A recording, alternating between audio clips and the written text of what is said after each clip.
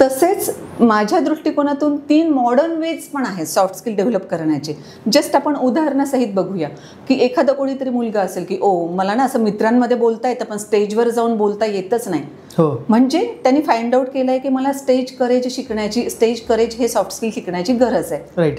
तर modern 3 veg आहेत त्याच्यासाठी. पहिलं जो वे आहे ते म्हणजे तुम्ही उल्लेख केला तसं पुस्तकं वाचता येतील. मग त्याच्यासाठी भरपूर पुस्तकं आहे. आणि मी जेवढं सॉफ्ट स्किलचा अभ्यास करताना जस्ट इंग्लिशमधल्या पण पुस्तकांवरून नजर फिरवली तर मी कॉन्फिडेंटली हे सांगू शकते की इंग्लिश पुस्तकांनी अगदी छोट्यातला छोटाही सॉफ्ट स्किलचा प्रकार कव्हर केलाय. बरं.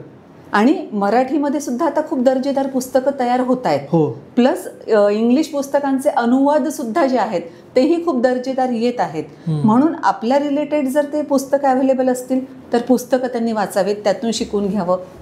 दुसरा त्याच्यामध्ये अजून मॉडर्न वे असा आहे की जरी आपल्याला कॉलेज किंवा विद्यापीठ दिसत नसले सध्या की सॉफ्ट स्किलचेच पूर्ण कॉलेज आहे वगैरे असं काही दिसत नसलं, लेट्स होप की भविष्यामध्ये ते पण येतील, कारण ते महत्त्वाचं आहे. 85% महत्त्व सगळ्यांनाच कळेल ते.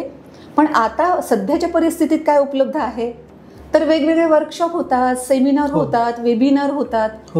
मग आपल्याला जे सॉफ्ट स्किल शिकायचे ते जर अशा कोणत्या प्रकारात कव्हर होत असेल तर आपण तिथे ऍडमिशन घेऊन रितसर शिकू शकतो टेक्निकली. राईट.